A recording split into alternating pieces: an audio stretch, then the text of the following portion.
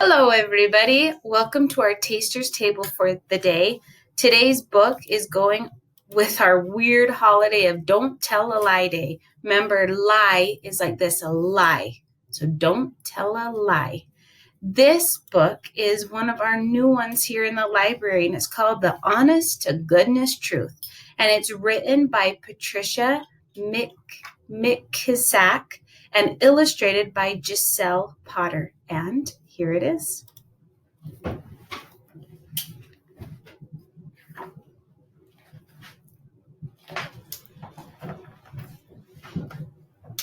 Libby hurried out the door and down the porch steps. "Did you feed and water old boss?" Mama called from her sewing window. Libby stopped at the gate. "Yes, Mama," she answered. She was surprised at how easy the lie slid out of her mouth, like it was greased with warm butter. Mama stopped sewing Virginia's Washington's wedding dress and came outside. Libby dropped her head and wouldn't look into her mother's eyes. "Are you sure?" Mama asked real stern-like. "Speak the truth and shame the devil." Libby opened her mouth, but Mama placed a finger in the air as a signal for her to stop.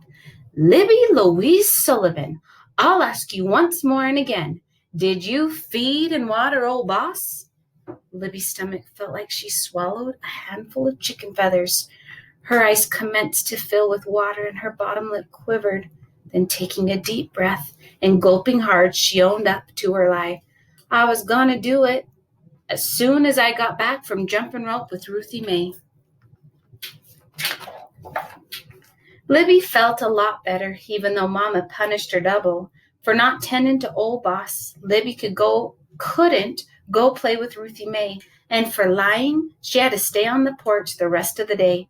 It was the first time Libby had lied to Mama, and as far as she was concerned, it was gonna be the last. From now on, only the truth, she declared. Libby started her truth-telling come Sunday morning. All the children from Bryersville were gathered outside the small church, waiting on Sunday school to begin. Everybody was admiring Ruthie Mae's new dress and matching hat when Libby came skipping up. "Morning, everybody. Morning, Ruthie Mae." She spoke all nice. "I like your outfit. It's real pretty. But you got a hole in your sock." All eyes went from the hat to the dress to the hole. Meanwhile, Libby skipped up the steps and inside the church without ever noticing the hurt on her best friend's face. Service ended, and same as always, Libby asked Ruthie Mae to walk home. "No, no, and no again," Ruthie Mae glared at her. Libby was purely surprised. "What did I do?" "You told the world I had a hole in my sock." "It was the truth," Libby pronounced, feeling satisfied. "It was plain mean," replied Ruthie Mae, and she hurried away. Libby looked at the idea from the outside in, and then from the inside out, as she walked home alone. By the time she trudged up her steps, she was still confused. The next morning, Libby joined a group of friends on the way to school. "Did you get your geography homework?" Willie asked Libby. "It was easy," she answered. "Not for me," Willie shook his head. "I didn't understand it, so I didn't do it." First thing in class, Libby started waving her hand. "Me, Miss Jackson. Me, Miss Jackson." When the teacher called on her, Libby announced, "Willie don't got his geography homework." "Doesn't have his homework?" corrected Miss Jackson. "No, ma'am, he don't." Libby was pleased with herself. Willie gave her an ugly look. "Why'd you tell on me?" he whispered as he headed to Miss Jackson's desk to explain. "Well, certainly," she whispered back. "All I did was tell it like it is, so there." And she folded her hands neatly in her lap. Before lunchtime, Libby had told a lot of truths. She reminded everybody how Daisy had forgotten her Christmas speech and cried in front of all of the parents. She told how Clarissa had gotten a spanking for stealing peaches off Miss Stacy's tree. And the whole class knew that Thomas didn't have lunch money and had to borrow some from Miss Jackson. By the time school was out, hardly anyone would talk to her. "Why are y'all so mad at me?" Libby asked her classmates starting home without her. On Libby's way home, she wondered why her stomach felt as fluttery as it did when she had told the lie. "I promised Mama I would tell the truth no matter how much it hurt," she reassured herself glumly, "and that's all I done." Before Libby knew it, she was in the front of Miss Tuzzleberry's vine-covered cottage. The woman was in her rocking chair, gliding back and forth and fanning herself with a hand-folded fan. "How you do, Libby Louise?" she called in her sing-song voice. "What's that sad look you wearing on such a pretty day?" Libby jumped right in with what was bothering her. "Can the truth be wrong?" "Oh, no," Miss Tuzzleberry said, fanning herself. "The truth is never wrong. Always, always tell the truth." "That's what I thought," Libby said, a smile of relief lightening up her face. Miss Tuzzleberry leaned over the railing to pluck a bloom from one of the vines that grew all over her yard and up her house. "Don't you think my garden's lovely?" Libby thought on it. Ordinarily, she would have just said yes, for fear of sounding sassy, but that wasn't the truth. "So polite as you please," she answered. "Miss Tuzzleberry, truly and honestly, your yard looks like a jungle." "Well, I declare," Miss Tuzzleberry gasped. "Don't be mad," pleaded Libby. But it was too late. Miss Tuzzleberry rushed inside her house and slammed the door. Even though Mama was busy putting the finishing touches on Virginia Washington's wedding dress, she still took the time to listen to Libby's problem. "I feel something awful. My friends don't like me no more." "Any more?" replied her mother. "No, they don't. And just 'cause I told the truth," the girl sighed deeply. Handing her a needle to thread, Mama asked gently, "Are you sure they're mad at you for telling the truth?" "I think so," said Libby.